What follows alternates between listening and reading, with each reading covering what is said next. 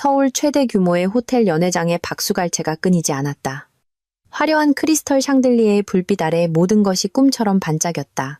나는 남편이자 소프트웨어 회사 넥스테크의 공동 창업자인 박강민의 곁에 서서 쏟아지는 축하의 말을 미소로 맞이하고 있었다. 오늘은 회사 창립 5주년 기념일이자 넥스테크가 마침내 1조 원의 기업 가치를 인정받았음을 공식적으로 발표하는 날이었다. 우리 부부가 피, 땀, 눈물, 그리고 청춘을 바쳐 이룩한 성과였다. 나는 옥색 실크 드레스를 입고 머리는 단정하게 올려 묶었으며 과하지 않으면서도 기품이 느껴지는 화장을 했다. 말로 표현하기 힘든 충만함이 가슴을 채웠다. 싱가포르에서의 유망한 커리어를 포기하고 한국으로 돌아오기로 결심했던 첫날이 떠올랐다. 친구들은 모두 어리석은 짓이라고 했지만 나는 그저 웃어넘겼다. 이곳에는 학창 시절부터 사랑했고 내 인생의 마지막까지 함께할 것이라 믿었던 강민이 있었기 때문이다. 우리는 함께 첫 코드라인을 작성했고 프로젝트를 완수하기 위해 함께 밤을 새웠으며 얼마 되지 않는 돈을 쪼갰으며 서로를 의지했다. 넥스테크는 단순한 자산이 아니었다. 그것은 우리의 정신적인 자식이었고 우리 사랑과 희생의 증거였다. 근사한 수트 차림의 강민은 정말 멋있어 보였다. 그가 연단 위로 올라섰다. 따뜻하고 자신감 넘치는 목소리가 연회장 전체에 울려 퍼졌다. 그는 지나온 여정, 수많은 어려움과 도전에 대해 이야기했다. 함께해준 파트너사와 직원들에게 감사를 표했다. 나는 아래에서 조용히 그를 바라보며 가슴 벅찬 자부심을 느꼈다. 그가 기술적인 두뇌라면 나는 대내외적인 살림을 도맡고 발전 전략을 수립하는 사람이었다. 우리는 서로의 부족한 부분을 완벽하게 채워주며 넥스테크라는 견고한 성을 쌓아 올린 한 쌍의 퍼즐 조각 같았다. 그때 강민의 목소리가 낯선 감동에 젖어나게 가라앉았다. 그리고 오늘 그가 먼 곳을 응시하며 말했다. 저는 한 사람에게 가장 특별한 감사를 전하고 싶습니다. 언제나 저에게 무한한 영감의 원천이 되어주고 모든 풍파를 이겨낼 수 있게 해준 거대한 원동력이었던 제 인생의 동반자입니다. 그 사람은 묵묵히 제 곁에서 가장 허무맹랑한 아이디어들을 현실로 만들 수 있는 힘을 주었습니다. 연 회장은 숨을 죽였다. 나는 나도 모르게 행복한 미소를 지었다. 그가 나에 대해 이야기하고 있다고 생각했다. 지난 세월 동안 내가 항상 그런 사람이 아니었던가? 나는 그와 함께 이 영광의 순간을 나누기 위해 무대 위로 올라갈 준비를 하고 있었다. 하지만 강민은 나를 보고 있지 않았다. 그의 시선은 무대의 다른 한쪽 구석을 향해 있었다. 유리 씨, 이쪽으로. 내가 단 한 번도 들어보지 못했던 다정한 목소리였다. 무대 뒤편에서 한 젊은 여자가 걸어 나왔다. 그녀는 마케팅팀에 입사한 지 1년 남짓된 신입사원, 최유리였다. 그녀는 하얀색의 펑퍼짐한 인부복을 입고 있었지만 제법 뚜렷하게 불러온 배를 가리지는 못했다. 그녀의 얼굴에는 수줍음이 서려 있었지만 눈빛에는 숨길 수 없는 자부심이 번뜩이고 있었다. 그녀가 강민의 곁으로 다가가자 내 남편은 너무나 자연스럽게 손을 내밀어 그녀를 부축했다. 다정하고 친밀한 몸짓이었다. 그는 그녀에게 내가 가장 좋아하는 꽃인 붉은 장미 한 다발을 건넸다. 시간이 멈춘 듯 했다. 감미롭게 흐르던 음악은 갑자기 생경하게 들렸고 웅성거리는 소리가 피어오르기 시작했다. 처음에는 작은 속삭임이었지만 이내 벌집을 쑤신 듯 걷잡을 수 없이 커졌다.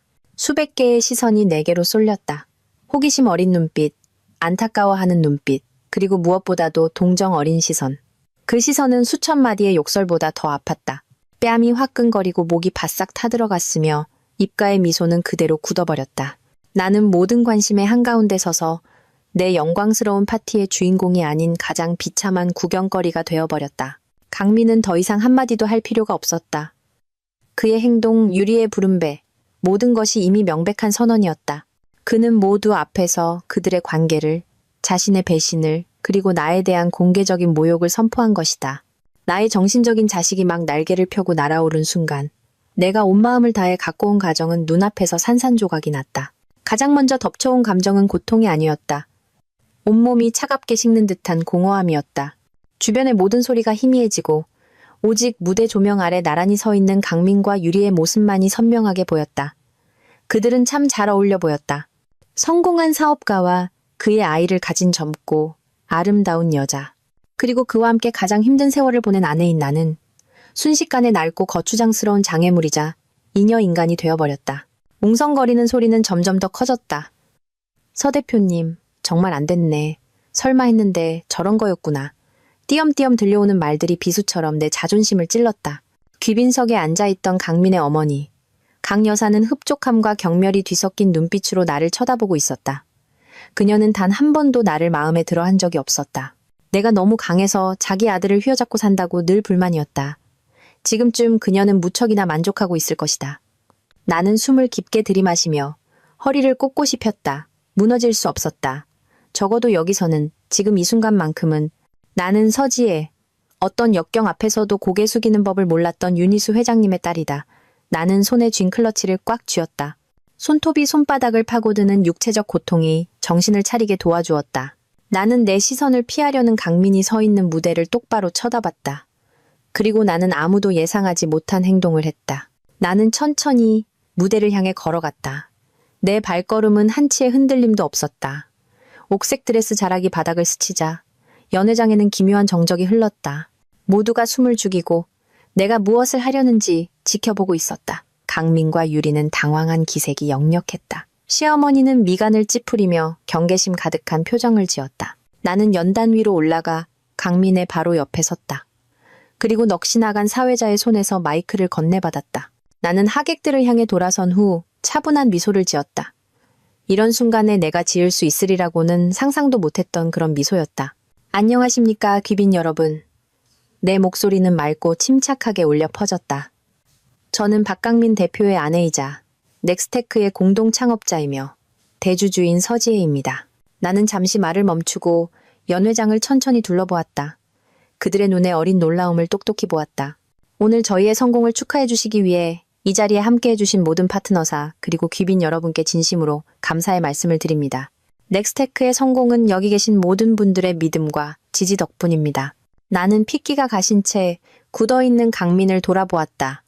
또한 제 남편의 아주 감동적인 연설에도 감사를 표합니다. 그는 언제나 재능 있고 열정적인 사람이었죠. 그러고 나서 나는 투자자들, 특히 내 어머니인 윤희수 회장님이 이끄는 미래투자그룹에서 온 사람들을 향해 시선을 돌렸다. 하지만 내 목소리는 단호해졌다.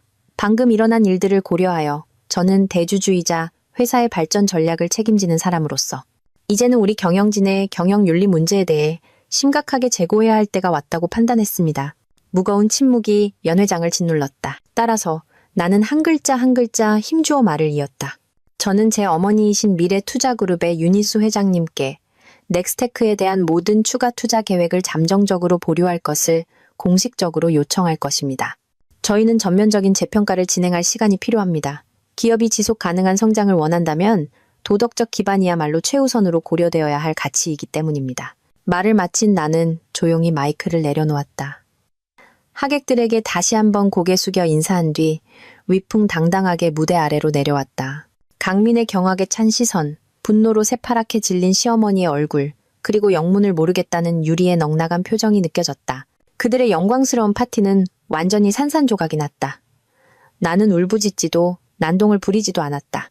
나는 오직 나의 지위를 이용해 그들이 내게 안겨준 모욕에 되갚아 주었을 뿐이다.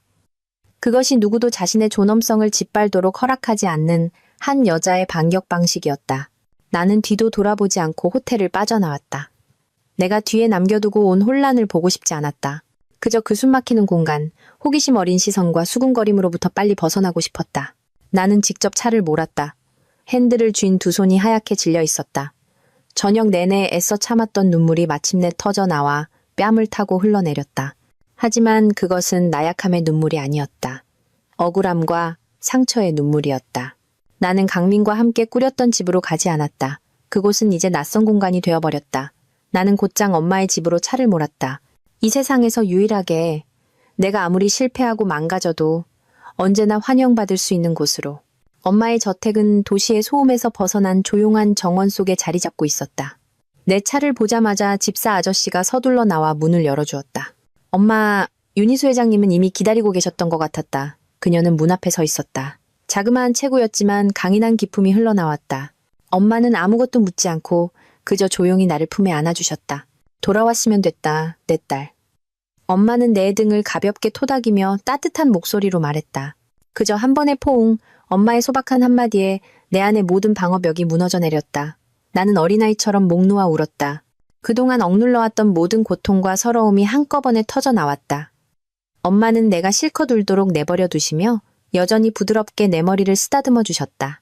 엄마는 내게 이런 시간이 필요하다는 것을 알고 계셨다. 내가 겨우 진정하자 엄마는 나를 거실로 데리고 가 따뜻한 생강차 한 잔을 건네주셨다. 잘했다. 엄마는 나를 안쓰러워하면서도 자랑스러워하는 눈빛으로 말했다. 얘기 다 들었다. 무대 위에서 네가 대처한 방식 아주 대단했어. 그들이 널 욕보이게 두지 않았구나. 하지만 엄마 너무 아파요. 나는 흐느꼈다. 그 사람이 왜 저한테 이렇게까지 했는지 이해할 수가 없어요. 10년의 정, 5년간 함께 일군 회사. 그 모든 게 고작 1년 남짓 만난 여자만도 못하다는 건가요? 엄마는 한숨을 쉬며 내 손을 잡았다. 남자는 한번 마음이 변하면 그렇게 야박해지는 거란다. 딸아, 내 잘못이 아니야. 너는 아내로서 할 수 있는 모든 것을 다 했어. 그저 믿음을 엉뚱한 곳에 줬을 뿐이지. 하지만 괜찮아. 엄마가 여기 있잖니. 하늘이 무너져도 우리 모녀가 함께 버티면 돼. 엄마의 굳건함은 요동치던 내 마음을 점차 진정시키는 안정제 같았다. 우리는 더 이상 말없이 나란히 앉아 있었지만 깊은 유대감을 느낄 수 있었다. 엄마는 단순한 어머니가 아니라 내 친구이자 스승이었고 내 인생의 가장 든든한 버팀목이었다. 바로 그때 초인종이 울렸다. 나의 충직한 비서인 준수가 들어왔다. 그는 회사 창립 초기부터 나와 함께 일해온 내가 가장 신뢰하는 사람이었다. 준수의 얼굴에는 걱정이 가득했다. 대표님, 전화를 안 받으셔서 여기까지 왔습니다. 준수가 다급한 목소리로 말했다.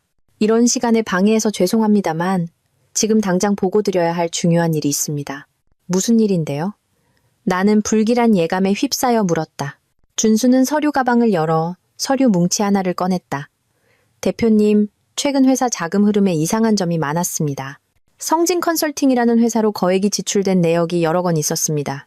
알아봤더니 이 회사는 설립된 지 몇 달밖에 안 됐고 대표는 다름 아닌 박 대표님 어머니의 사촌 동생이었습니다. 나와 엄마는 경악한 얼굴로 서로를 쳐다보았다. 준수는 염려스러운 목소리로 말을 이었다. 아무래도 유령 계약을 만들어 넥스테크의 자금을 빼돌리려는 것 같습니다. 금액이 결코 작지 않습니다, 대표님. 그리고 박 대표님이 지난달에 개인 변호사를 몇 차례 만났다는 사실도 알아냈습니다. 준수의 말 한마디 한마디가 망치처럼 내 머리를 내리쳤다. 이 배신은 내가 생각했던 것보다 훨씬 더 잔인했다. 강민은 단지 바람을 피운 것이 아니었다. 그와 그의 어머니는 회사를 통째로 삼키고 나를 빈손으로 내쫓을 음모를 꾸미고 있었던 것이다. 오늘 밤의 파티는 단순히 애인을 공개하는 쇼가 아니었다. 그것은 치밀하게 준비된 계획의 시작을 알리는 신호탄이었던 것이다. 준수의 말이 끝난 후 거실은 괴종시계의 규칙적인 똑딱 소리만이 들릴 뿐 깊은 침묵에 잠겼다. 엄마는 잠시 충격에 빠진 듯 했으나 이내 노련한 여성 기업가의 침착함을 되찾았다. 그녀는 준수의 손에서 서류 뭉치를 받아 돋보기를 쓰고 한 장 한 장 꼼꼼히 검토하기 시작했다. 강민이와 그 어미, 엄마는 이를 갈며 차갑게 말했다. 선을 넘어도 한참 넘었구나. 나는 마치 바닥 없는 심연으로 떨어진 기분으로 그 자리에 앉아 있었다. 감정적인 배신감의 상처가 채 아물기도 전에 내가 모든 열정을 쏟아부은 사업에서까지 속았다는 고통이 겹쳐왔다. 나는 강민이 그저 마음이 변해 새로운 것에 잠시 눈이 멀었다고만 생각했다. 하지만 아니었다. 이것은 철저하게 계산된 음모였다. 그들은 나의 모든 것을 빼앗으려 했다. 남편과 가정뿐만 아니라 나의 노력과 지성 그리고 명예까지도. 준수는 자신이 은밀히 조사한 내용을 계속해서 보고했다. 성진 컨설팅이라는 회사는 실질적인 사업 활동이 없는 유령 회사였다. 넥스테크가 그 회사와 맺은 컨설팅 계약들은 모두 조작된 것이었고 계약 조항들은 하나같이 모호했다. 지난 3개월 동안 이체된 금액은 이미 수백억 원에 달했다. 그뿐만이 아닙니다. 대표님, 준수는 망설이다가 가방에서 다른 종이 한 장을 꺼냈다. 이건 박 대표님 개인 변호사 사무실에 서류를 받으러 갔다가 우연히 컴퓨터에서 본 이혼 합의서 초안입니다. 제가 사진으로 찍어왔습니다. 나는 떨리는 손으로 그 종이를 받아들었다. 그것은 일방적인 이혼 합의서였다. 그 안에서 강민은 모든 잘못을 내게 돌리고 있었다. 내가 사업에만 몰두해 가정을 등한시했고 아내의 의무를 다하지 않았다는 내용이었다. 하지만 가장 잔인한 부분은 재산 분할에 관한 것이었다. 넥스테크의 모든 지분은 강민이 주된 창업자이며 핵심 기술에 기여했다는 이유로 그에게 귀속된다고 되어 있었다. 그리고 나는 그들이 성진 컨설팅을 통해 만들어낸 유령 부채를 포함한 회사의 모든 채무를 떠안아야 했다. 이 서류에 서명한다면 나는 빈털터리가 되는 것을 넘어 막대한 빚더미에 올라앉게 될 터였다. 나는 실소를 터뜨렸다. 시고 씁쓸한 웃음이었다. 수년간의 부부의 정이 결국 이렇게 배신과 악의로 가득 찬 종이 한 장으로 평가되는 것이었다. 강민과 그의 어머니 눈에 나는 그저 영광의 정상에 오르기 위한 도구이자 발판에 불과했던 것이다. 그리고 목적을 달성하자 그들은 한치의 망설임도 없이 나를 걷어차버릴 준비가 되어 있었다. 그들은 대표님의 기술 기반에 대한 기여 흔적까지 모두 지우려 하고 있습니다. 준수가 분노에 찬 목소리로 덧붙였다. 아이디어가 처음부터 박 대표님 혼자만의 것이었음을 증명하기 위해 다른 팀을 고용해서 몇몇 중요한 모듈을 다시 작성하고 있습니다. 그 말을 듣자 나는 더 이상 울 수도 없었다. 고통은 가슴속에서 조용히 타오르는 분노의 불길로 변했다. 그 기술 기반, 그것은 나의 심혈이었다. 똑똑하고 유연한 기업 관리 시스템에 대한 아이디어는 바로 나의 것이었다. 내가 싱가포르에서 일하며 쌓은 경험에서 잉태된 것이었다. 강민은 단지 그것을 기술적으로 구현한 사람일 뿐인데 이제 그는 그 공로마저 통째로 가로채려 하고 있었다. 엄마가 서류 뭉치를 책상 위에 세게 내려놓았다. 됐다. 그녀가 단호하게 말했다. 우리가 이렇게 앉아서 당하고만 있을 수는 없어. 지혜야, 넌 일어나서 싸워야 한다. 더 이상 가치 없는 남자를 붙잡기 위해서가 아니라 네 명예와 내게 속한 것들을 지키기 위해서 말이다. 엄마가 내 곁에 있을게. 엄마의 단호한 눈빛이 내게 거대한 힘을 불어넣었다. 그렇다. 나는 무너질 수 없다. 나는 나 자신을 위해, 내가 희생한 청춘의 세월을 위해, 그리고 저 배신자들이 자신들의 행동에 대한 대가를 치르게 하기 위해 싸워야만 했다. 이 싸움은 쉽지 않을 것이다. 하지만 나는 혼자가 아니라는 것을 안다. 내게는 엄마가 있고 준수가 있고 그리고 진실이 내 편에 서 있었다. 다음 날 아침 우리 모녀는 단 1분도 허비하지 않았다. 엄마는 가족의 오랜 친구인 강은영 변호사에게 전화를 걸었다. 그녀는 언론에 자주 등장하는 화려한 변호사는 아니었지만 법조계에서는 복잡한 경제 분쟁 사건에서의 정직함과 풍부한 경험으로 모두에게 존경받는 인물이었다. 그녀의 사무실은 대형 로펌들의 위세와는 달리 조용하고 작은 골목 안에 자리 잡고 있었다. 강은영 변호사는 60대 초반으로 흰머리를 단정하게 묶어 올렸고 돋보기 안경 너머의 눈빛은 여전히 총명했다. 그녀는 향긋한 연잎차를 내오며 우리 모녀를 맞았다. 파티에서의 연극부터 준수가 수집한 증거까지 내가 모든 사건을 설명하는 동안 그녀는 그저 조용히 듣기만 하며 이따금 고개를 끄덕였다. 내 이야기가 끝나자 그녀는 비로소 나지막하면서도 힘있는 목소리로 천천히 입을 열었다. 지혜씨 겪었을 일들을 생각하니 마음이 아프군요. 하지만 불행 중 다행인 것은 그들이 파티에서 너무 성급하고 노골적으로 행동했다는 점이 치명적인 실수였다는 겁니다. 그 덕분에 우리가 준비할 시간을 벌었으니까요. 그녀는 준수가 찍어온 이혼 합의서를 들고 조항 하나하나를 꼼꼼히 읽었다. 탐욕스럽고 어리석은 합의서로군요. 그녀가 평가했다. 그들은 지혜씨와 어머님을 너무 얕봤어요. 애인과 임신 사실로 심리적 압박을 가하면 당신이 무너져서 어떤 서류에든 서명할 거라고 생각했겠죠. 하지만 그들은 틀렸습니다. 강 변호사님, 이번 일은 전적으로 변호사님께 맡겨야겠습니다. 제 딸이 이렇게 당하는 걸 보고만 있을 수는 없습니다. 엄마가 말했다. 강 변호사가 고개를 끄덕였다. 윤 회장님, 걱정 마십시오. 이 사건은 단순한 이혼 소송이 아니라 사기 및 횡령 혐의가 있는 재산 분쟁입니다. 우리는 불륜이라는 감정적인 싸움으로 끌고 가지 않을 겁니다.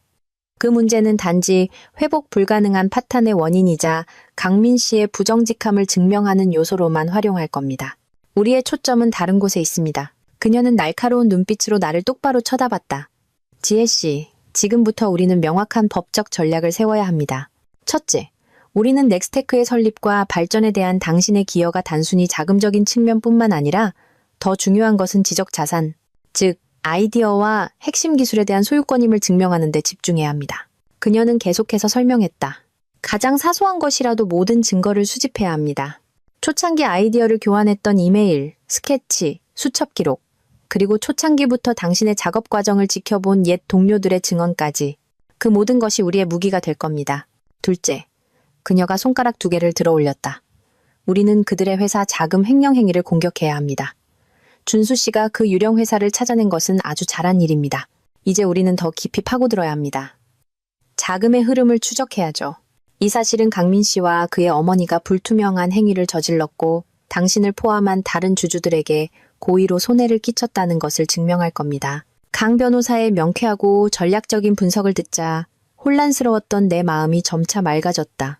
더 이상 막막하거나 외롭지 않았다. 나는 믿음을 맡길 올바른 사람을 찾았다는 것을 알았다. 알겠습니다, 변호사님. 내 목소리는 한결 단단해져 있었다. 변호사님 말씀대로 하겠습니다. 옛날 자료들을 모두 찾아보겠습니다. 좋아요. 강 변호사가 온화하게 미소 지었다. 법은 정의의 편이라는 것을 기억하세요. 이 싸움은 길고 지칠 수 있습니다. 하지만 우리가 끈기를 갖고 충분한 증거를 확보한다면 정의는 반드시 실현될 겁니다. 고통을 힘으로 바꾸세요, 지혜씨. 강 변호사와의 만남은 내게 새로운 에너지를 불어넣어 주었다. 나는 더 이상 내 이야기 속의 비련의 주인공이 아니었다. 나는 본래 내 것이었던 것들을 되찾기 위해 싸우는 전사가 될 것이다. 첫 번째 단계는 과거와 마주하고 다가올 전쟁에 필요한 중요한 조각들을 찾기 위해 한때 나의 보금자리였던 그곳으로 돌아가는 것이었다. 강 변호사를 만난 이틀 후 나는 강민과 함께 우리 집이라 불렀던 그 집으로 돌아가기로 결심했다. 마음은 복잡한 감정들로 무거웠다. 이곳은 10년간의 사랑과 결혼 생활의 추억이 고스란히 담긴 곳이었다. 집안 구석구석, 가구 하나하나 모두 내 손으로 직접 고르고 배치한 것들이었다. 나는 이곳에서 평생을 살며 작은 정원에서 강민과 함께 늙어갈 것이라고 생각했었다. 하지만 이제 이 집에 발을 들여놓는 한 걸음 한 걸음이 깨진 유리 조각 위를 걷는 것처럼 고통스럽고 쓰라렸다. 나는 일부러 강민이 회사에 있을 시간인 정오 무렵을 택했다. 마주치고 싶지 않았다. 그저 조용히 필요한 물건들만 챙겨 나오고 싶었다. 나는 가장 중요한 서류들이 보관되어 있는 우리 부부의 공동서재로 직행했다. 방은 여전히 깔끔하고 정돈되어 있었지만 공기는 이상하리만치 차가웠다. 책상 위에 놓인 우리의 결혼사진이 문득 지독한 조롱처럼 느껴졌다. 나는 찾기 시작했다. 오래된 서류 더미를 뒤지고 옷장 꼭대기에 먼지 쌓인 상자들을 열어보았다. 그리고 마침내 그것을 찾아냈다. 나무 상자 안에 고이 보관되어 있던 낡은 갈색 가죽 커버의 수첩이었다. 이것은 내가 싱가포르에 있을 때 사용했던 수첩으로 문득 떠오른 아이디어들, 혁신적인 기업 관리 소프트웨어에 대한 초기 스케치들이 모두 기록되어 있었다.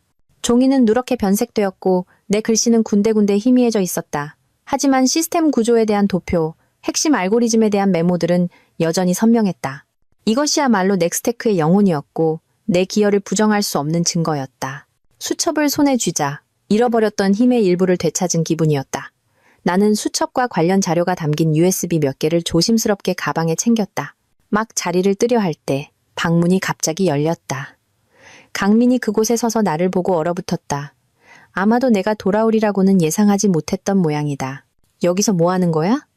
그가 약간 경계하는 목소리로 물었다. 내 물건 가지러 왔어요.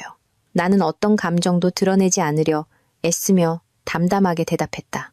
강민은 내가 들고 있는 가방을 보더니 그의 눈에 순간 불안감이 스쳤다. 그는 방으로 들어와 문을 세게 닫았다. 지혜야, 우리 얘기 좀 해. 제발. 일 좀 더 복잡하게 만들지 마. 파티에서 있었던 일은 내가 잘못했지만 당신도 그렇게 행동해서는 안 됐어. 회사에 얼마나 큰 피해를 줬는지 알아? 나는 실소를 터뜨렸다. 차가운 웃음이었다. 회사에 피해를 줬다고요? 당신과 당신 어머니가 회사 자금을 빼돌릴 계획을 세울 때 그때는 회사 생각을 했나요? 나를 빈털터리로 빚더미에 앉혀 내쫓을 이혼 합의서를 준비했을 때 그때는 부부의 정, 내 노력을 생각했냐고요? 강민의 얼굴색이 변했다. 내가 그 사실들을 알고 있으리라고는 상상도 못했던 것이다. 당신 무슨 헛소리를 하는 거야. 누가 그런 말을 했어. 누가 말했는지는 중요하지 않아요.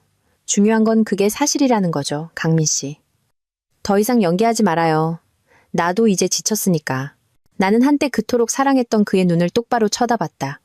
이제 그 눈에는 거짓과 계산만이 남아 있었다. 나는 당신을 사랑했고 무조건적으로 믿었어요. 당신과 함께 사업을 일구기 위해 모든 것을 포기하고 여기로 돌아왔죠. 그런데 당신은 내게 무엇으로 보답했나요? 배신과 잔인한 음모로요. 강민은 당황한 듯 내게 다가와 손을 잡으려 했다. 지혜야, 내 말 좀 들어봐. 모든 게 당신이 생각하는 것과는 달라. 유리 씨와의 일은 실수였어. 난 아직 당신을 사랑해. 우리 다시 시작할 수 있어. 투자그룹의 한 요청 철회해줘. 우리 노력을 이렇게 물거품으로 만들지 말자고. 나는 그의 손을 뿌리치며 한 걸음 뒤로 물러섰다. 지금 그의 말은 나를 역겹게 할 뿐이었다. 다시 시작하자고요? 강민 씨, 내가 바보인 줄 알아요? 당신 사랑이 그렇게 값싼 거였나요?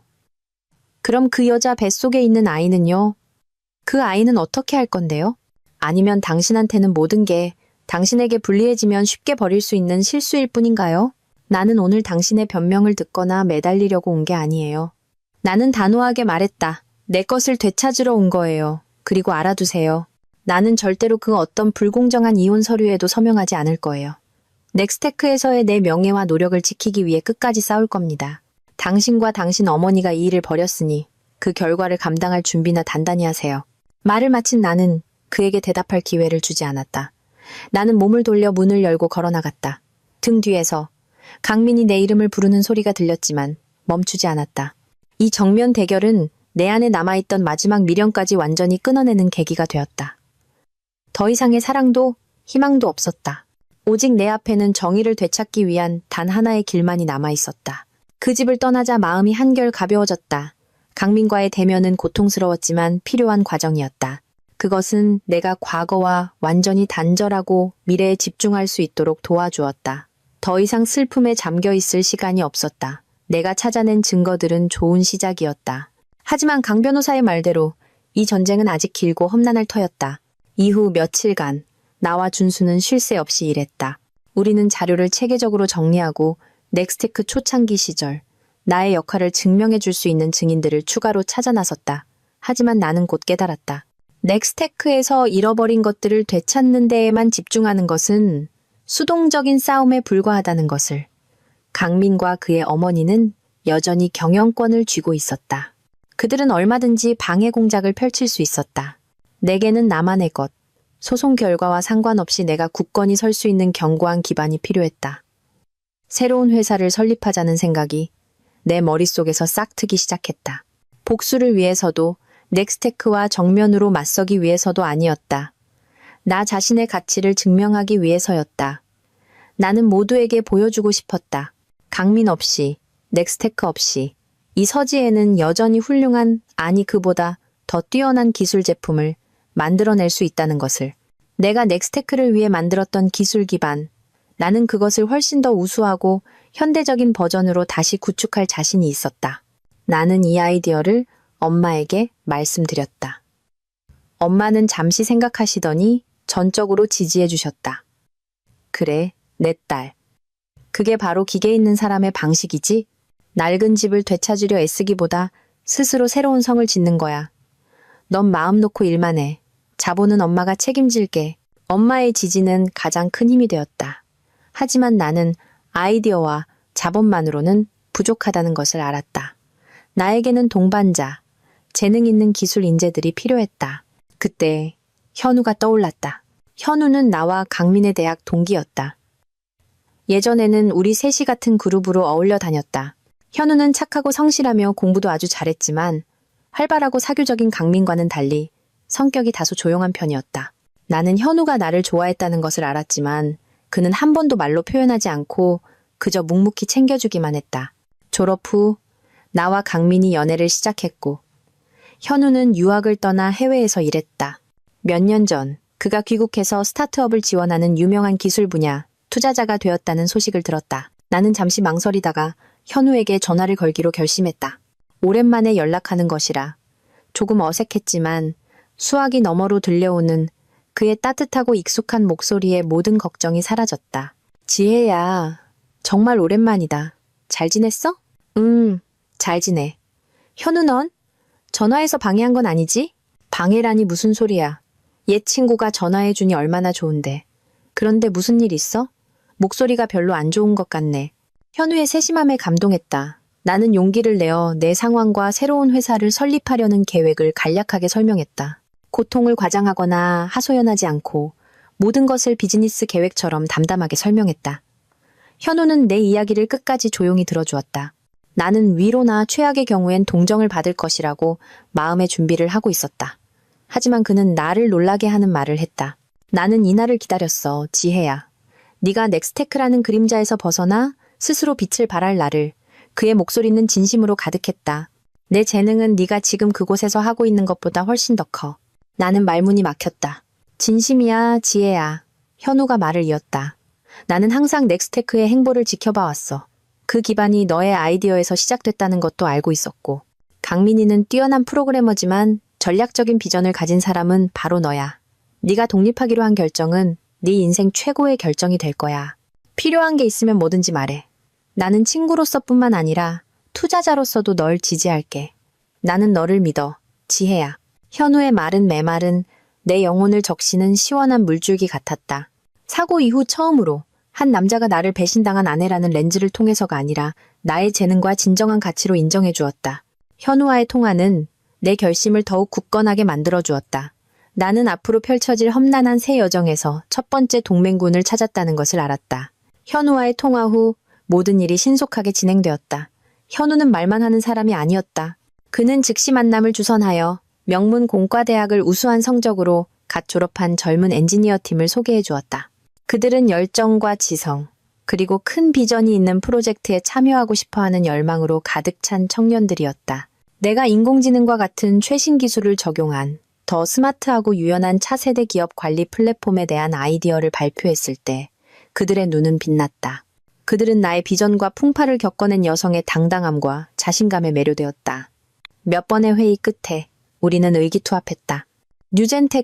뉴젠테키, 즉 새로운 세대의 기술이라는 이름으로 나의 모든 희망과 결의를 담은 새 회사가 설립되었다. 우리는 화려하진 않지만 편의시설이 잘 갖춰져 있고 햇살이 가득한 작은 사무실을 임대했다. 나와 젊은 친구들은 밤낮으로 함께 일했다. 뉴젠테크의 분위기는 최근 몇 년간의 넥스테크와는 완전히 달랐다. 이곳에는 암투나 계산이 없었고 오직 기술에 대한 열정과 팀워크만이 존재했다. 나는 마치 창업 초기로 돌아간 듯한 기분이었다. 하지만 이번에는 훨씬 더 주체적이고 강인했다. 일이 순조롭게 진행되던 중 초대하지 않은 손님이 나를 찾아왔다. 바로 유리였다. 그녀는 조용한 카페에서 만나자고 약속을 잡았다. 그녀는 파티에서 화려하게 등장했을 때보다 훨씬 초췌해 보였다. 불러온 배는 더 커져서 걸음걸이가 무거워 보였다. 그녀에게는 이전의 당당하고 도전적인 모습 대신 눈물이 그렁그렁한 가련한 얼굴만이 남아있었다. 지혜씨. 그녀가 떨리는 목소리로 입을 열었다. 제가 지금 지혜씨와 이야기할 자격이 없다는 거 알아요. 제가 잘못했다는 것도 알고요. 하지만 제발 부탁이에요. 강민씨를 그냥 놔주시면 안 될까요? 나는 조용히 커피를 저으며 그녀가 다음에 어떤 연극을 펼칠지 기다렸다. 유리는 흐느끼기 시작했다. 강민씨, 지금 너무 힘들어해요. 지혜씨가 투자 철회를 선언해서 회사는 위기에 처했고 파트너사들은 의심의 눈초리를 보내고 있어요. 어머님은 매일같이 압박하시고요. 그 사람 살이 몇 킬로나 빠졌어요. 지혜씨가 화난 건 알지만 그래도 두 분은 10년이나 함께한 사이잖아요. 이렇게까지 하시는 건 그 사람을 벼랑 끝으로 미는 거나 마찬가지예요. 그녀는 배를 쓰다듬으며 말했다. 그리고 제 아이도 있잖아요. 이 아이는 아무 죄도 없어요. 전 그저 제 아이가 온전한 가정에서 아빠와 함께 태어나길 바랄 뿐이에요. 제발 부탁이에요. 고소 취하해 주시고 더 이상 일을 크게 만들지 말아주세요. 보상금은 얼마든지 원하시는 대로 드릴게요. 강민 씨에게 그렇게 말할게요. 제발 그냥 손을 놔주세요. 그 말을 듣자 나는 실소가 터져 나왔다. 그녀는 나를 누구로 생각하는 걸까? 돈으로 침묵을 살 수 있는 그런 여자로? 그녀와 강민은 만천하에 나를 모욕하고 내 모든 것을 빼앗으려 음모를 꾸몄다. 이제 와서 내게 정의와 무고한 아이에 대해 설교하다니. 나는 커피잔을 내려놓고 유리의 눈을 똑바로 쳐다보았다. 할 말 다 했어요? 내 목소리는 나 자신도 놀랄 만큼 평온했다. 유리는 내 반응에 당황한 듯 보였다. 첫째, 나는 한 글자 한 글자 힘주어 말했다. 나와 강민 씨의 문제는 더 이상 삼각관계의 감정 문제가 아니에요. 이건 사업이고 법의 문제죠. 그와 그의 어머니는 사기를 치고 재산을 횡령하려 했어요. 그건 범죄고 범죄는 처벌받아야 해요. 당신이나 그 아이와는 아무 상관없는 일입니다. 둘째, 아이를 방패로 삼지 말아요. 정말 아이를 생각했다면 애초에 다른 사람의 가정에 끼어들지 말았어야 했고 잘못된 행동에 동조하지 말았어야죠. 아이는 죄가 없지만 어른은 자신의 행동에 책임을 져야 합니다. 그리고 마지막으로 나는 자리에서 일어섰다. 강민 씨에게 가서 전해요. 나는 그의 돈 따위는 필요 없다고. 내가 필요한 건 정의라고요. 나는 절대로 손을 놓지 않을 겁니다. 정말 당신 아이에게 아버지가 필요하다면 그에게 진실을 마주하고 법 앞에서 책임을 지라고 조언하세요. 그게 아이를 위한 최선의 길일 테니까요. 나는 유리의 대답을 기다리지 않고 몸을 돌려 떠났다. 등 뒤에서 그녀의 가련한 얼굴이 분노로 일그러졌으리라는 것을 알았다. 하지만 상관없었다. 내가 지금 가는 길에는 더 이상 나약함이나 쓸데없는 동정을 위한 자리는 없었다. 진짜 전쟁은 이제 막 시작되었을 뿐이다. 유리와의 만남 후 몇 주 뒤, 강 변호사의 예상대로 강민이 반격을 시작했다. 하지만 그는 대화나 협상이 아닌 훨씬 더 비열하고 치졸한 방법을 사용했다. 어느 날 아침 나는 법원으로부터 소장을 받았다. 넥스테크의 대표이사 자격으로 강민이 나를 고소한 것이었다. 죄목은 영업 비밀 보호 조항 위반 및 지적 재산권 절도였다. 몇 장에 달하는 소장은 단호한 어조로 내가 회사를 떠난 후 넥스테크의 핵심 기술 비밀을 이용하여 뉴젠테크를 설립했고 이로 인해 회사에 심각한 손해를 끼쳤다고 주장했다. 그들은 뉴젠테크의 즉각적인 운영 중단과 함께 천문학적인 액수의 손해배상을 요구했다. 이것은 명백한 적반하장이자 나의 명예를 훼손하고 새 회사를 싹부터 짓밟으려는 시도였다. 이 소식을 접한 뉴젠테크의 젊은 엔지니어들은 동요하지 않을 수 없었다. 그들은 회사의 미래를 걱정했고 길고 비용이 많이 드는 소송에 휘말릴 것을 두려워했다. 나는 그들의 걱정을 이해했다. 하지만 동요하는 모습을 보이는 대신 전 직원 회의를 소집했다. 여러분, 걱정하지 마세요. 나는 모두에게 굳건한 목소리로 말했다. 이건 그들의 비열한 수작일 뿐입니다. 우리가 뉴젠테크에서 만들고 있는 기술 기반은 넥스테크에서 했던 것보다 훨씬 더 진보된 아이디어와 구조를 기반으로 한 완전히 새로운 것입니다. 진실과 정의는 우리 편입니다. 우리가 지금 해야 할 일은 업무에 집중해서 최고의 제품을 개발하는 것입니다. 모든 법적 문제는 제가 책임지겠습니다. 나의 침착함은 모두를 안심시켰다. 그 후 나는 즉시 소장을 들고 강 변호사의 사무실로 향했다. 내 걱정과는 달리 그녀는 소장을 쓱 훑어보더니 미소를 지었다. 자승자박이군요. 그녀가 말했다. 이것이야말로 우리가 기다리던 기회입니다. 우리가 그들을 고소해야 하는 상황에서 이제 그들 스스로가 우리가 모든 증거를 공개할 수 있는 법적인 장을 만들어 주었네요. 강민이라는 친구는 정말이지 제 어미에게 오냐오냐 커서 어리석기 짝이 없군요. 강 변호사의 지도에 따라 우리는 신속하게 반소 서류를 준비했다. 우리는 강민의 근거 없는 주장을 반박했을 뿐만 아니라 나의 저작권을 입증하는 명백한 증거들을 제출했다. 내가 찾아냈던 낡은 수첩은 가장 중요한 증거물이 되었다. 한 장 한 장의 기록, 모든 구조도를 복사하고 공증하여 법원에 제출했다. 넥스테크의 설립 시점과 대조해 보아도 명백했다. 우리는 또한 5년도 더 전에 나와 강민이 처음 아이디어를 교환하던 시절의 이메일도 확보하고 있었다. 그 안에는 내가 주요 방향을 제안하고 구상했음이 명확히 드러나 있었다. 그뿐만 아니라 강 변호사는 넥스테크에서 퇴사한 2명의 엔지니어와 연락이 닿았다.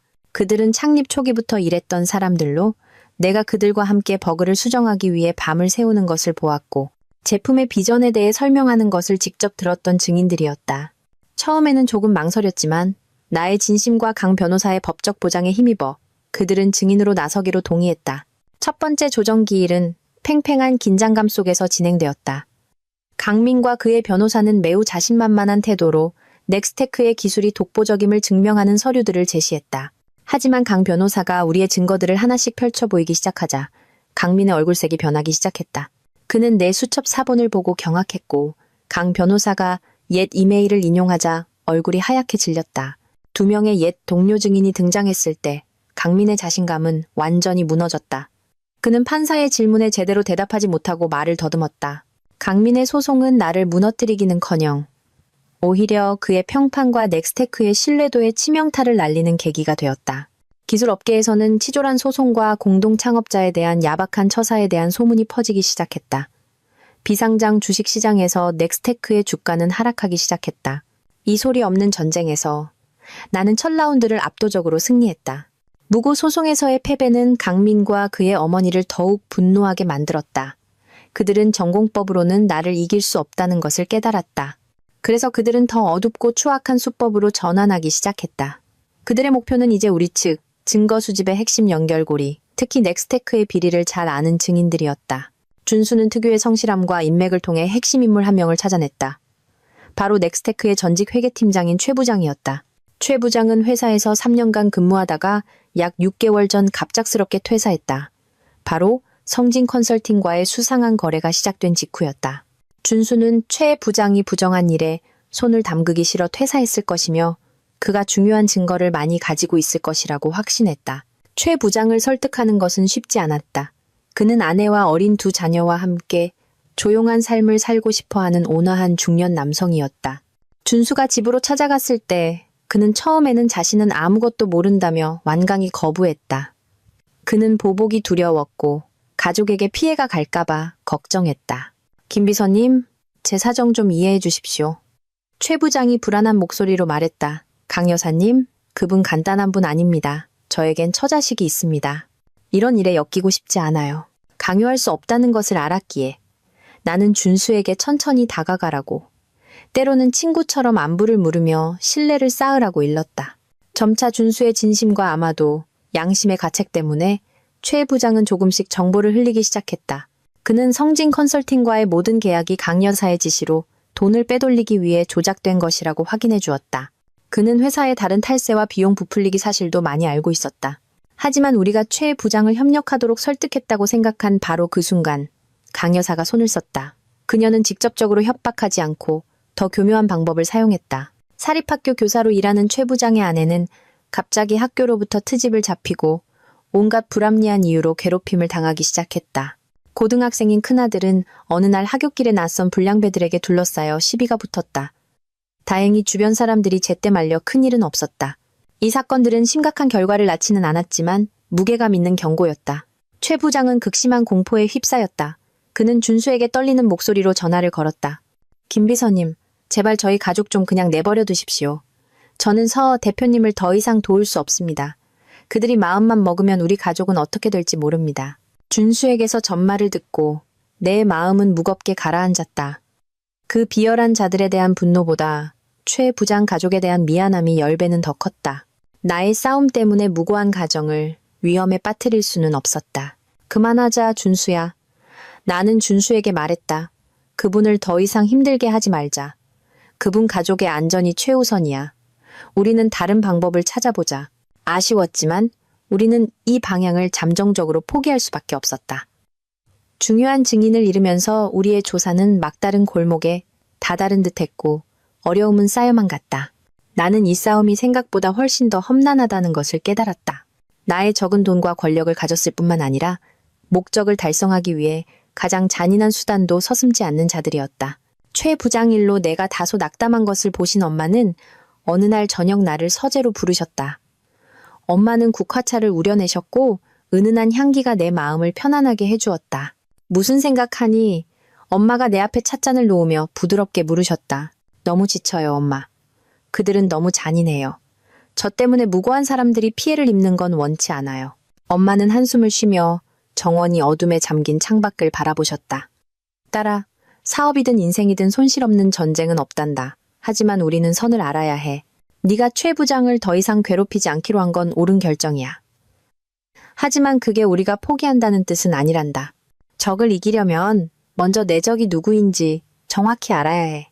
엄마는 깊은 눈빛으로 나를 돌아보셨다. 오늘 엄마가 너에게 이야기를 하나 해줄게. 네, 옛 시어머니 강민이 엄마의 과거에 대한 이야기란다. 나는 놀랐다. 엄마는 지금껏 시댁에 대해 거의 말씀하신 적이 없었기 때문이다. 그저 평범한 가정이고 특별한 건 없다고만 하셨었다. 사실 엄마가 이야기를 시작하셨다. 나는 강민이 엄마 강 여사를 아주 오래전부터 알았단다. 우리 둘 다 막 사업에 발을 들인 젊은 시절부터 말이야. 그때도 그녀는 예쁘고 똑똑했지. 하지만 그녀의 똑똑함은 야망과 수단과 방법을 가리지 않는 잔인함을 동반했단다. 엄마는 예전에 강 여사가 아주 친한 친구와 동업을 한 적이 있다고 말씀하셨다. 그들은 함께 작은 봉제 공장을 세웠다. 하지만 공장이 번창하기 시작하자 그녀는 계략을 꾸며 친구의 남편을 유혹하는 동시에 친구가 공금을 횡령했다는 거짓 증거를 만들어 뒤집어 씌웠다. 결국 그녀는 사업체 전체를 가로챘고 그 친구는 모든 것을 잃고 길거리에 나앉게 되었다. 강민이 아버지, 엄마가 말을 이었다. 예전에는 그저 성실한 기술자였단다. 강 여사가 그와 결혼한 것도 그가 공장을 관리하는 데 도움이 될 만한 재능이 좀 있었기 때문이야. 그는 평생 아내의 그늘에 가려 목소리 한번 제대로 내지 못하고 살다가 죽을 때도 조용히 갔지. 강민이는 그런 환경에서 자랐어. 제 어미의 과보호 속에서 돈과 권력에 대한 생각만 주입받았지. 그 아이는 제 어미를 판박이처럼 닮았어. 재능은 좀 있지만 본성은 나약하고 탐욕스러우며 조종당하기 쉽지. 엄마의 이야기를 듣고 나는 점차 모든 것을 이해하게 되었다. 시어머니가 왜 그렇게 잔인하고 계산적으로 행동할 수 있었는지 이해가 되었다. 탐욕과 배신은 이미 그녀의 피 속에 깊이 스며들어 있었던 것이다. 그리고 내가 한때 사랑했던 남편 강민은 실은 제 어미라는 틀에서 찍어낸 제품에 불과했다. 그럼 유리 씨는요? 내가 물었다. 엄마는 차를 한 모금 마셨다. 그 아이는 내가 보기에 강 여사 손에 있는 장기짝에 불과해. 그녀는 강민이가 여자를 밝힌다는 걸 알고 일부러 그 아이를 접근시킨 거지. 젊고 말 잘 듣고 게다가 대를 이을 손주까지 낳아줄 수 있으니 이보다 더 완벽한 도구가 어디 있겠니. 그녀는 유리를 이용해 강민이를 묶어두고 임신을 무기 삼아 너에게 모욕을 준 거야. 그리고 나중에 목적을 달성하고 나면 그 아이의 운명도 어찌 될지 모르는 일이지. 엄마의 분석에 나는 정신이 번쩍 들었다. 나는 강민과 유리에게만 너무 집중한 나머지 이 모든 것의 배후에 있는 진짜 주모자가 바로 시어머니라는 사실을 잊고 있었다. 그녀야말로 모든 음모의 두뇌였다. 이 사실을 깨닫고 나는 전략을 바꿔야 한다는 것을 알았다. 나의 목표는 단지 강민뿐만 아니라 바로 그 교활한 여자여야 했다. 이 싸움은 실질적으로 나와 그녀의 대결이었던 것이다. 우리가 최 부장을 잠시 내버려 두기로 결정한 지 며칠 후 예상치 못한 일이 일어났다. 어느 날 오후 택배 기사가 엄마 집에 작은 상자 하나를 배달했다. 발신인 이름은 없고 주소만 적혀 있었다. 상자 안에는 선물이 아니라 아무런 상표나 표시도 없는 검은색 USB 하나만 들어있었다. 나와 엄마는 의심스러운 눈초리로 서로를 쳐다보았다. 나는 조심스럽게 노트북에 USB를 꽂았다. 화면에 날짜별로 이름이 붙여진 몇 개의 오디오 파일이 나타났다. 나는 잠시 망설이다가 가장 최근 파일을 클릭했다. 익숙한 목소리가 흘러나왔다. 강민 어머니의 목소리였다. 시키는 대로만 해. 계약서에 사인하고 돈은 이체하고 뒤실은 내가 다 알아서 할 테니까. 서지의 걔는 아무것도 몰라. 그리고 강민이는 내 말이라면 꼼짝 못하니까. 다음으로는 변호사로 보이는 남자의 목소리가 들렸다. 사모님, 이렇게 하는 건 너무 위험하지 않겠습니까? 만약 발각되면 사기 횡령 및 탈세 혐의가 성립될 수 있습니다. 위험에는 다 대가가 따르는 법이지. 강 여사의 목소리는 자신감에 차 있었다. 서지혜만 쫓아내면 넥스테크 전체가 우리 모자 것이 되는데 그때 가서 이까짓 돈이 문제겠어. 걱정 마. 내가 자네를 박대하진 않을 테니. 나와 엄마는 숨을 죽이고 들었다. 총 5개의 녹음 파일에는 강 여사가 변호사, 성진 컨설팅 관계자, 그리고 강민과 나눈 대화가 담겨 있었다. 그 내용들은 유령 회사 설립, 허위 계약서를 통한 자금 빼돌리기부터 회사 강탈 및 내게 빚을 떠넘기려는 계획까지 그들의 모든 음모를 폭로하고 있었다. 이것이야말로 수십 명의 증언보다 더 가치 있는 가장 강력한 증거였다. 최 부장님이에요. 내가 나지막이 말했다. 분명 그분일 거예요. 직접 나서지는 못하지만 양심상 침묵할 수는 없으셨던 거죠. 엄마는 고개를 끄덕이며 눈에 감사를 담았다. 그분은 좋은 사람이야. 우리가 그분께 빚을 졌구나. 우리는 즉시 파일들을 열어 안전한 곳에 복사하고 사본 하나를 강 변호사에게 보냈다. 그녀는 이 증거들이라면 우리의 승리가 거의 확실하다고 말했다. 하지만 기쁨은 오래가지 않았다.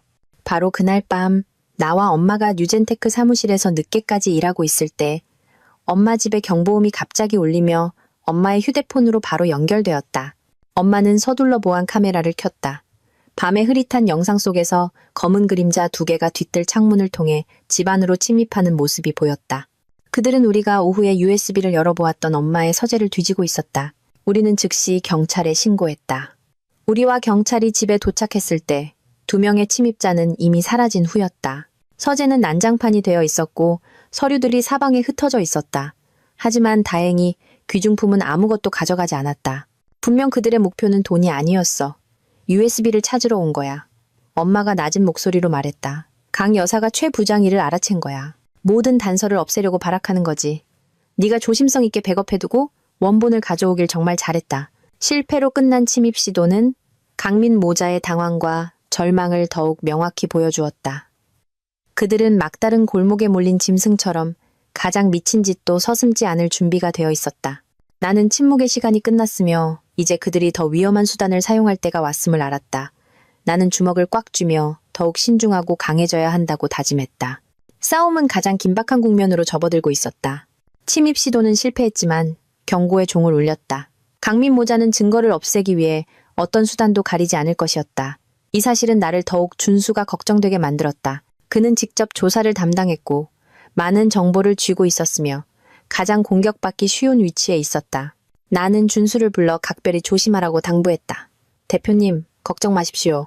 준수가 단호한 표정으로 말했다. 제가 뭘 하고 있는지 잘 압니다. 저 그들 두렵지 않아요. 지금 제가 가장 걱정하는 건 그 녹음 증거들이 가치는 있지만 그들을 탈세 혐의로 기소하기에는 증거력이 부족하다는 점입니다. 우리는 구체적인 서류와 장부가 필요합니다. 그러면서 준수는 자신이 넥스테크 회계팀에 남아있는 몇몇 친구들과 계속 연락을 유지하고 있다고 알려주었다. 그는 교묘하게 시스템 감시가 뜸한 밤 시간을 이용해 회사의 내부 서버에 원격으로 접속할 권한을 얻어냈다. 며칠 밤 동안 준수는 거의 잠을 자지 않고 수십 기가바이트의 데이터를 조용히 복사하고 분석했다. 그리고 그의 끈기는 보답을 받았다. 준수는 서버에 숨겨진 파티션 안에 교묘하게 감춰진 두 번째 회계 장부 시스템을 발견했다. 이 시스템에는 넥스테크의 모든 실제 수입과 지출이 기록되어 있었고 이는 그들이 세무서에 보고한 아름다운 숫자들과는 완전히 달랐다. 그것은 지난 2년간 수백억 원에 달하는 금액을 체계적으로 탈세한 행위를 폭로하고 있었다. 이것이야말로 결정적인 증거이자 강민 모자를 법의 심판대에 세울 수 있는 치명적인 한 방이었다. 하지만 준수가 가장 중요한 증거를 찾아낸 바로 그 순간 적들도 냄새를 맡았다. 어느 날 저녁 준수가 회사에서 집으로 돌아가던 길에 번호판 없는 오토바이 2대가 갑자기 그의 차를 길가로 밀어붙였다. 험상궂게 생긴 남자 4명이 내리더니 말없이 준수를 차에서 끌어내 무자비하게 폭행했다. 그들은 아무것도 훔쳐가지 않고 단지 그의 노트북을 박살낸 뒤 협박의 말을 남겼다. 이건 경고일 뿐이야. 내일이 아닌 일에 계속 코를 쑤시면 내 가족 모두 무사하지 못할 줄 알아. 준수는 행인에 의해 갈비뼈 몇 개에 금이 가고 온몸에 멍이 든 채로 병원에 실려갔다. 나와 엄마가 급히 달려가 그의 비참한 모습을 보았을 때 내 마음은 칼로 베는 듯 아팠다. 준수의 아내는 곁에서 목 놓아 울고 있었다. 대표님, 그녀가 흐느꼈다.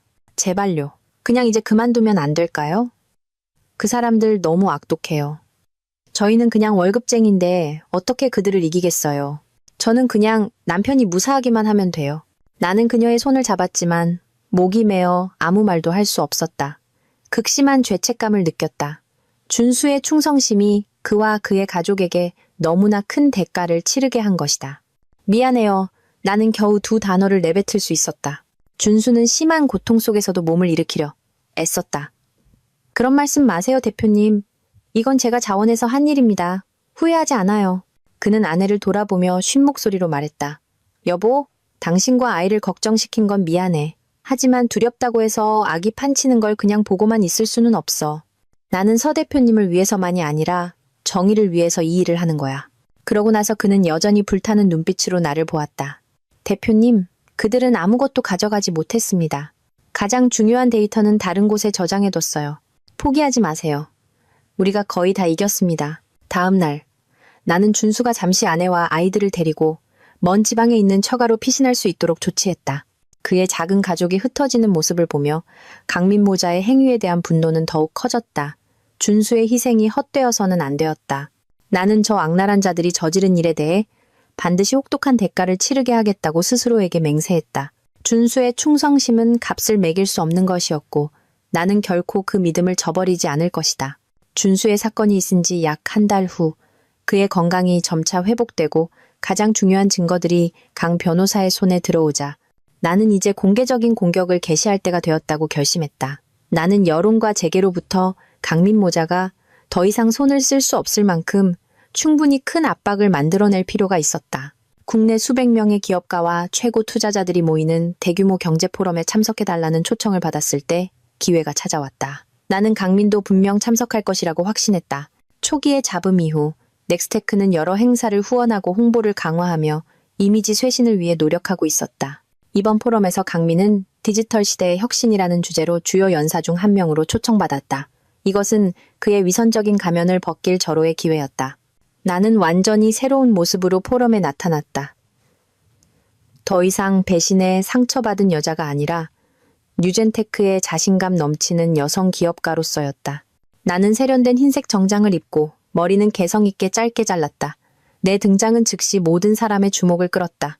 그들은 나와 강민 사이의 불편한 관계에 대해 수군거리며 호기심을 보였다. 강민은 나를 보고 잠시 놀랐지만 이내 거짓된 자신감을 되찾았다. 그는 심지어 내게 다가와 사교적인 인사를 건네려는 듯 손을 내밀었다. 오랜만이네, 지혜씨. 이런 포럼에 관심이 있을 줄은 몰랐는데 비즈니스 세계가 좁잖아요, 박 대표님. 나는 그의 못지않은 사교적인 미소로 답했지만 악수는 하지 않았다. 성공적인 발표를 기원합니다. 강민의 발표는 꽤 순조롭게 진행되었다. 그는 넥스테크의 성과와 야심찬 미래 계획에 대해 거침없이 이야기하며 회사에 대한 장밋빛 그림을 그리려 애썼다. 그는 꽤 많은 박수를 받았지만 진짜 연극은 아직 시작되지 않았다. 질의응답 시간에 몇몇 기자들이 평범한 질문을 한 후 나는 차분하게 손을 들어 질문할 기회를 요청했다. 연회장의 모든 시선이 즉시 내게로 쏠렸다. 진행자는 잠시 망설였지만 이내 내게 발언권을 주었다. 나는 통로 중앙으로 걸어 나와 마이크를 잡고 억지 미소를 짓고 있는 강민이 서 있는 무대를 똑바로 쳐다봤다. 안녕하세요, 박강민 대표님. 나는 명확하고 또렷한 목소리로 시작했다. 저는 뉴젠테크의 대표 서지혜입니다. 먼저 인상적인 발표에 대해 축하드립니다. 저는 기업 경영의 투명성에 대해 질문이 있습니다. 여기 계신 모든 투자자분들께서도 매우 관심 있어 하실 주제라고 생각합니다. 나는 모든 사람의 주의가 최고조에 달하도록 잠시 말을 멈췄다. 최근 넥스테크가 공시한 재무보고서에 따르면 회사의 이익 성장률은 매우 양호합니다. 하지만 컨설팅 및 마케팅 활동에 대한 비용이 급증하여 총 매출 대비 이례적인 비중을 차지하고 있습니다. 제 경험상 이것은 다소 이상한 점입니다. 이 비용 구조와 해당 투자의 실질적인 효율성에 대해 여기 계신 투자자 및 파트너분들께 좀 더 명확하게 설명해 주실 수 있겠습니까? 내 질문은 직접적인 비난은 아니었지만 넥스테크의 아킬레스건을 정확히 찔렀다. 그것은 그들이 공시한 숫자의 진위성에 대해 큰 의심을 심어주었다. 연회장은 숨을 죽였다. 모두가 내 질문 뒤에 숨은 의미를 이해했다. 무대 위의 강민은 얼굴이 하얘졌다. 그는 이 상황에 전혀 대비하지 못했던 것이다. 그는 더듬거리며 장기 투자 전략과 브랜드 구축에 대한 몇 가지 일반적인 대답을 하려 했었지만 설득력 있는 해명을 내놓지 못했다. 그의 어색함이야말로 가장 명백한 대답이었다. 나는 더 이상 말할 필요가 없었다. 나는 그에게 감사 인사를 하고 평온하게 자리로 돌아왔다. 하지만 내 질문이 남긴 여지는 엄청났다. 연회장 곳곳에서 웅성거리는 소리가 터져나왔다. 투자자들은 의심 가득한 눈빛으로 서로를 쳐다봤다. 기자들은 미친 듯이 무언가를 받아 적기 시작했다. 단 하나의 질문으로 나는 강민과 그의 어머니가 공들여 쌓아올린 이미지를 완전히 무너뜨렸다. 넥스테크의 신뢰도는 재계 전체가 보는 앞에서 회복 불가능한 균열을 보였다. 경제포럼에서의 폭로는 넥스테크에 강력한 타격을 입혔다. 투자자들은 의문을 제기하기 시작했고 언론은 끊임없이 추측성 기사를 쏟아냈으며 회사의 주가는 곤두박질쳤다. 이 혼란 속에서 강민의 어머니 강 여사는 더 이상 앉아서 죽음을 기다릴 수 없다는 것을 알았다. 그녀는 모든 증거와 여론이 내 편인 지금 정면으로 맞서는 것은 불리하다는 것을 이해했다. 그녀는 마지막 승부수를 던지기로 결심했다. 그녀가 나의 약점이라고 생각하는 사람, 바로 내 어머니 윤희수 회장님을 겨냥한 악독한 심리 공격이었다. 강 여사는 내 어머니에게 직접 전화를 걸어 놀랍도록 상냥한 목소리로 어른들끼리 이야기 좀 하자며 고풍스러운 찻집에서 단둘이 만날 것을 제안했다. 어머니는 나와 강 변호사와 상의한 후 그 제안을 수락했다. 어머니는 이것이 함정임을 알았지만 동시에 저 교활한 늙은 여우가 스스로 꼬리를 드러내게 할 기회이기도 하다는 것을 아셨다. 찻집은 깊은 골목 안에 자리 잡고 있었고 졸졸 흐르는 물소리와 은은한 침향만이 가득한 고요한 공간이었다. 어머니는 짙은 보라색 벨벳 한복을 입고 나타나셨고 그 모습에서는 기품과 평온함이 느껴졌다. 강 여사는 이미 앉아서 기다리고 있었는데 화장은 꼼꼼히 했지만 피로와 분노를 감추지는 못했다. 윤 회장님, 오셨군요. 강 여사가 억지 미소를 지으며 입을 열었다. 우리 자매가 이렇게 단둘이 앉아보는 게 얼마만인지 모르겠네요. 어머니도 부드럽게 미소 지으며 맞은편에 앉으셨다. 강 여사님, 안녕하세요. 오늘 무슨 중요한 일이라도 있으시길래 직접 이렇게 저를 부르셨는지요? 강 여사는 차를 따르며 빙빙 돌려 이야기를 시작했다. 애들일 때문이죠. 젊은 것들이 혈기에 못 이겨서 해서는 안 될 짓을 하기도 하잖아요. 제가 보기에 지혜가 요즘 좀 과하게 구는 것 같아요. 아무리 그래도 한때는 부부였는데 어떻게 사람을 이렇게 벼랑 끝으로 몰 수 있는지. 지난번 포럼일 때문에 넥스테크가 입은 타격이 아주 큽니다. 어머니는 그저 조용히 들으며 찻잔을 들 뿐 태연자약한 태도를 유지하셨다. 어머니의 반응이 없자 강 여사는 조바심이 나기 시작했다. 그녀는 찻잔을 세게 내려놓으며 목소리를 날카롭게 바꿨다. 윤 회장님, 솔직하게 말씀드리죠. 따님, 좀 말리세요. 돈은 얼마를 원하든 우리 집에서 충분히 보상하겠습니다. 이렇게 계속 일을 크게 만들면 누구에게도 좋을 게 없어요. 그물이 찢어지면 물고기도 죽는 법 제 말 뜻 아시겠지요? 모르겠는데요. 어머니는 여전히 평온한 목소리로 대답하셨다. 제 딸은 그저 공정함을 되찾으려는 것뿐인데 그게 뭐가 잘못됐나요? 강 여사는 칼날처럼 날카로운 눈빛으로 비웃었다. 공정함? 이 세상에 절대적인 공정함이 어디 있습니까? 회장님이나 저나 다 사업하는 사람들 아닙니까? 설마 모르시진 않겠죠? 누구에게나 숨기고 싶은 구석, 남들이 모르게 하고 싶은 일들이 있는 법이죠. 회장님의 미래투자그룹은 100% 깨끗하다고 자신할 수 있으신가요?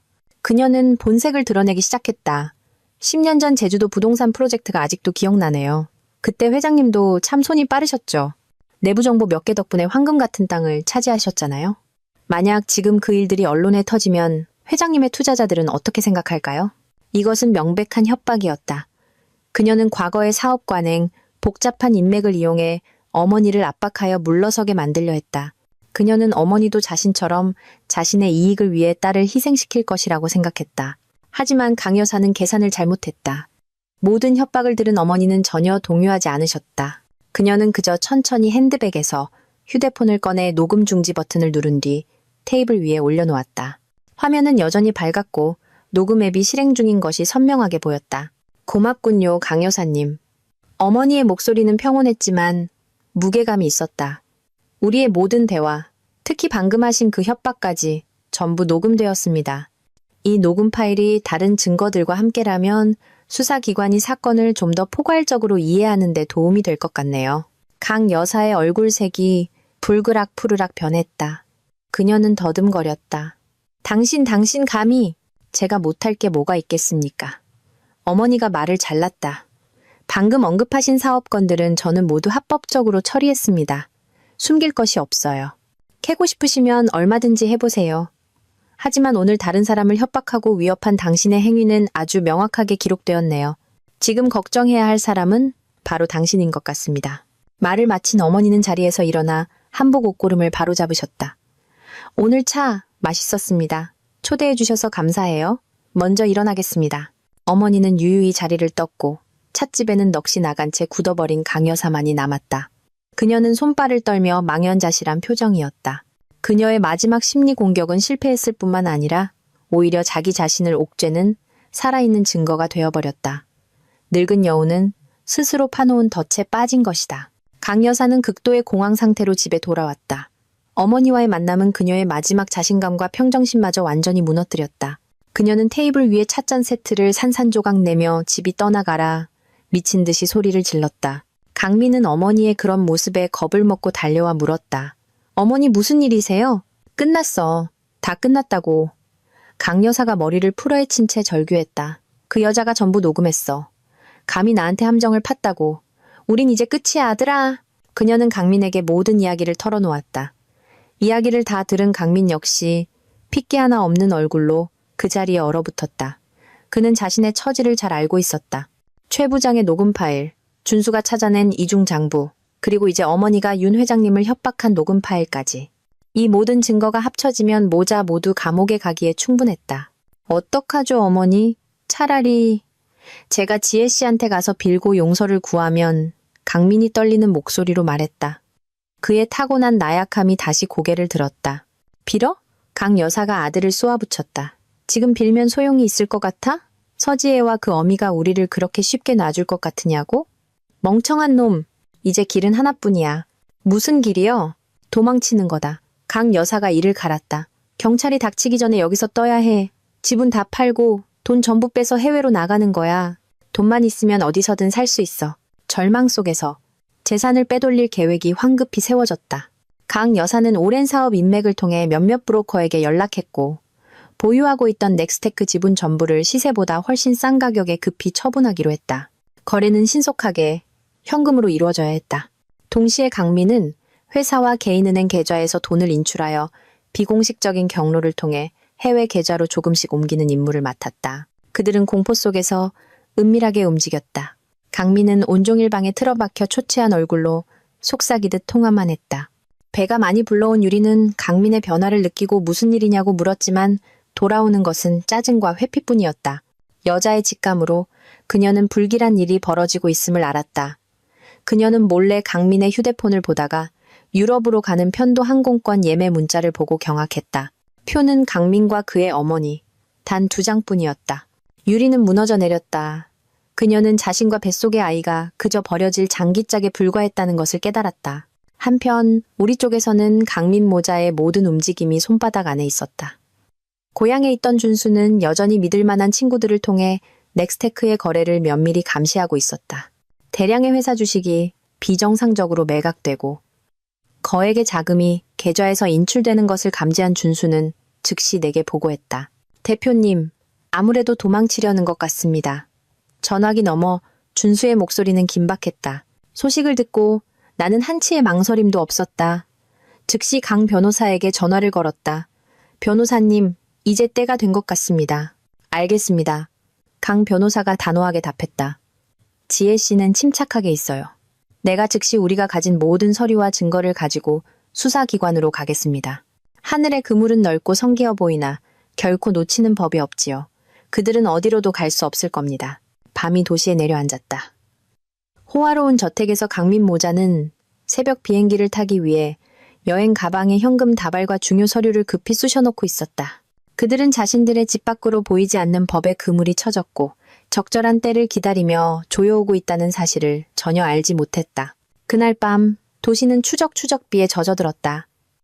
빗방울이 유리창을 규칙적으로 두드리는 소리는 마치 종말을 알리는 슬픈 음악 같았다. 강민의 저택은 한밤중임에도 불이 환하게 켜져 있었다. 안의 공기는 활시위처럼 팽팽했다. 강 여사는 계속해서 안절부절못하며 강민을 재촉했다. 서둘러라 아들아. 공항 갈 차가 곧 도착할 거야. 다 준비됐니? 네 어머니. 강민이 지친 목소리로 대답했다. 그는 방금 브로커와의 통화를 마쳤고 마지막 지분 매각 거래가 완료되었으며 현금은 비밀 장소에서 전달될 것이라는 확인을 받았다. 모든 것이 그들의 절박한 계획대로 진행되는 듯했다. 그들은 강 변호사가 그날 오후 내내 수사기관에 있었다는 사실을 전혀 몰랐다. 그녀는 나의 지적 재산권 증거부터 허위계약서, 이중장부, 통화 녹취록, 그리고 강 여사가 내 어머니를 협박한 녹음 파일까지 사건의 전모를 명쾌하고 논리적으로 설명했다. 방대하고 반박 불가능한 증거 뭉치는 수사관들을 놀라게 했다. 사건의 중대성과 피의자들의 도주 우려가 있다고 판단되어 소환장과 재산 동결 명령이 긴급히 승인되었다. 강민과 그의 어머니가 돈과 서류로 가득 찬 여행 가방을 끌고 막 문을 나서 대기 중인 차에 오르려던 순간이었다. 2대의 경찰차가 조용히 멈춰서며 출입구를 막았다. 차문이 열리고 정복을 입은 수사관들이 내렸다. 선두에는 근엄한 얼굴의 팀장이 서 있었다. 우리는 경찰청 수사팀입니다. 팀장이 모자 앞에 소환장을 내밀었다. 박강민 씨와 강정숙 씨는 넥스테크의 경영 활동과 관련하여 몇 가지 확인할 사항이 있으니 본서까지 동행해 주셔야겠습니다. 강 여사는 그 자리에 얼어붙었다. 손에 들고 있던 여행 가방이 땅에 떨어지며 안에서 현금 다발이 쏟아져 나와 비에 젖은 바닥에 흩어졌다. 그녀의 얼굴은 새하얗게 질렸고 눈은 공포로 커졌다. 그녀의 완벽한 계획은 천국의 문턱에서 무너져 내렸다. 강민은 온몸을 부들부들 떨며 다리에 힘이 풀려 벽에 기대야만 겨우 서 있을 수 있었다. 무슨 착오가 있으신 모양입니다. 강 여사가 겨우 말을 더듬었다. 우리는 선량한 사업가입니다. 잘못한 거 없어요. 팀장은 더 이상 말없이 부하들에게 눈짓했다. 강민 모자는 당혹감과 무력감 속에서 차로 연행되었다. 동시에 다른 팀이 집 안으로 들어가 압수수색 및 재산봉인 영장을 집행했다. 저택 전체와 은행 계좌 주식 등 강민과 강 여사 명의의 모든 재산이 동결되었다. 법의 그물은 한치의 틈도 없이 조여졌다. 2층 창가에 서서 유리는 모든 것을 지켜보았다. 그녀는 배를 꼭 껴안고 하염없이 눈물을 흘렸다. 강민과 그의 어머니의 도주 계획에는 그녀와 아이를 위한 자리는 전혀 없었다. 그녀는 쓸모없어진 물건처럼 버려진 것이었다. 이제 한때 사랑했던 남자와 두려워했던 여자가 경찰에 끌려가는 모습을 보며 유리는 끝없는 공허함과 절망만을 느꼈다. 강 변호사로부터 소식을 전해 들었을 때 나는 엄마와 함께 거실에 앉아 있었다. 기쁘거나 통쾌하지 않았다.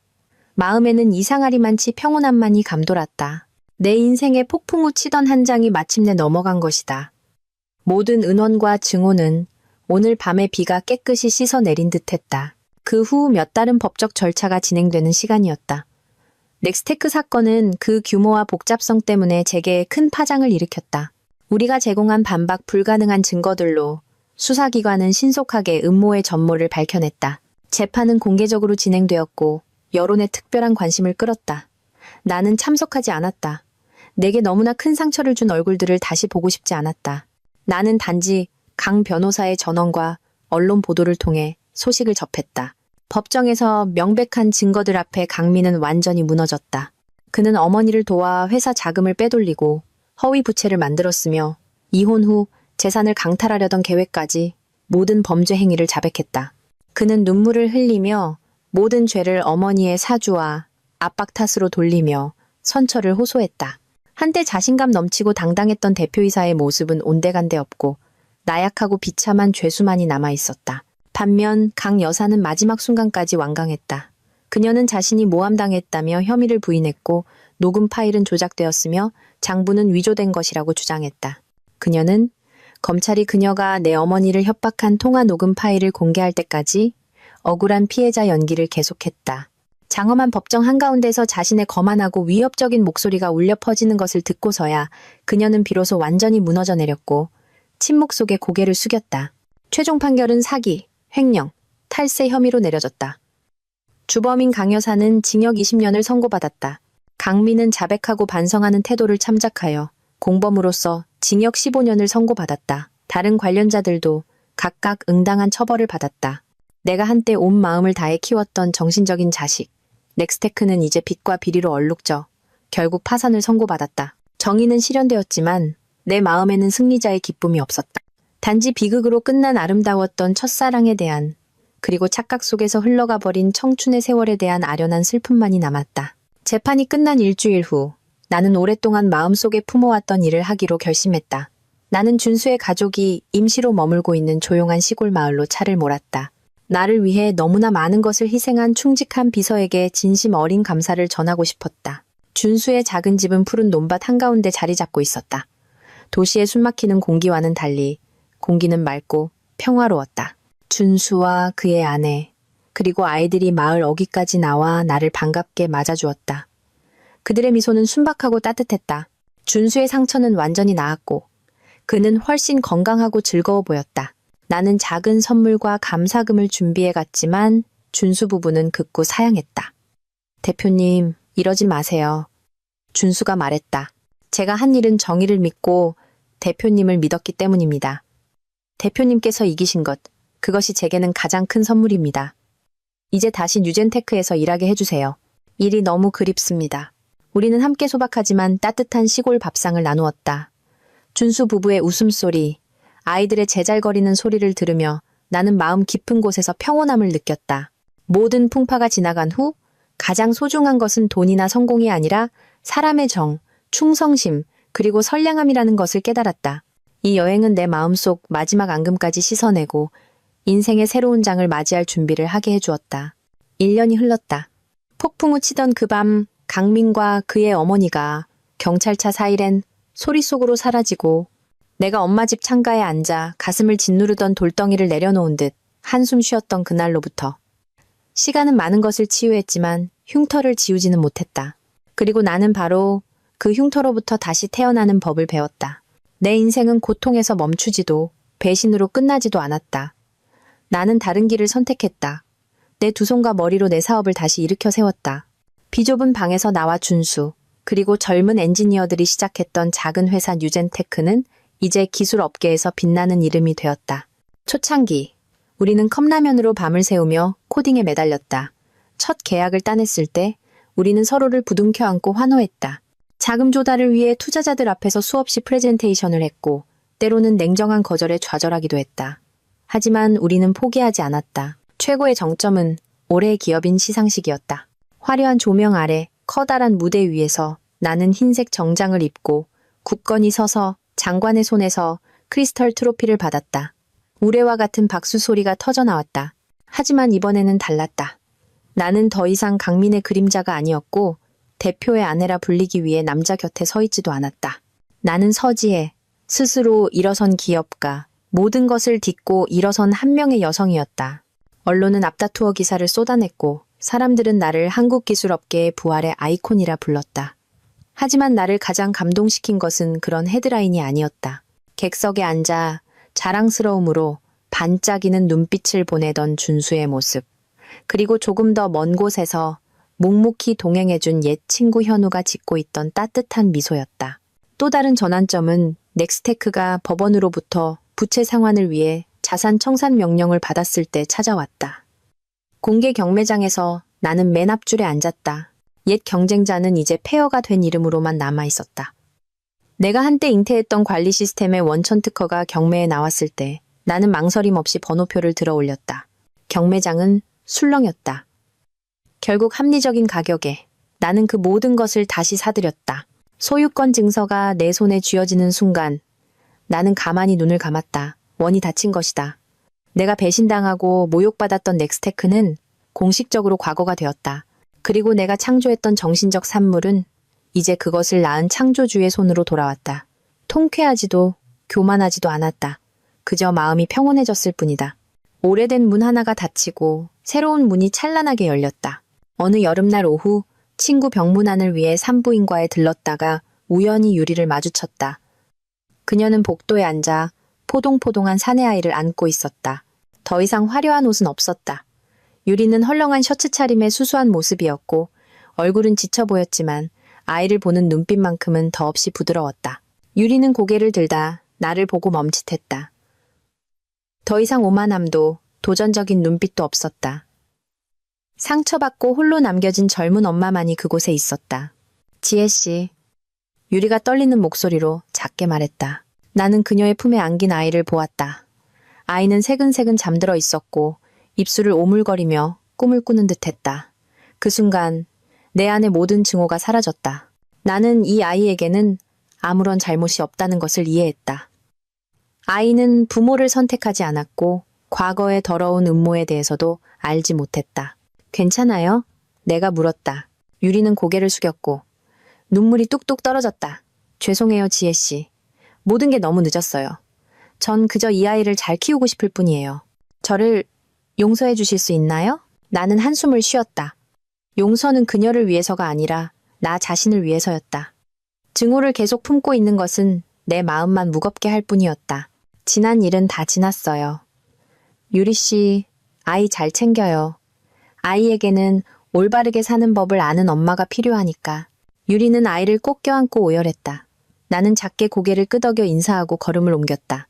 마음이 깃털처럼 가벼워졌다. 또 다른 어느 날 오후, 나와 현우는 동해 바닷가를 거닐고 있었다. 붉은 해가 수평선 너머로 천천히 지고 있었고 파도가 부드럽게 밀려왔다. 나는 신발을 벗고 맨발로 시원한 물결을 느꼈다.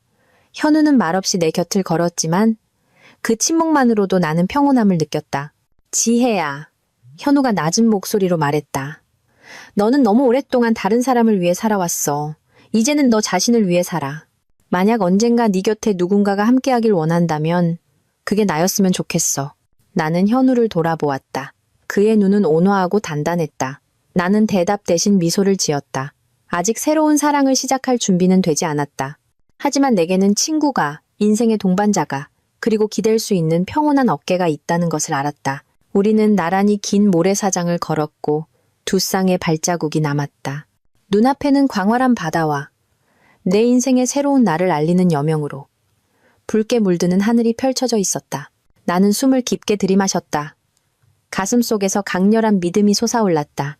모든 것을 잃었을지라도 존엄과 지혜, 그리고 용기를 지킨다면 여자는 언제든 다시 태어나 행복해질 수 있다는 것을.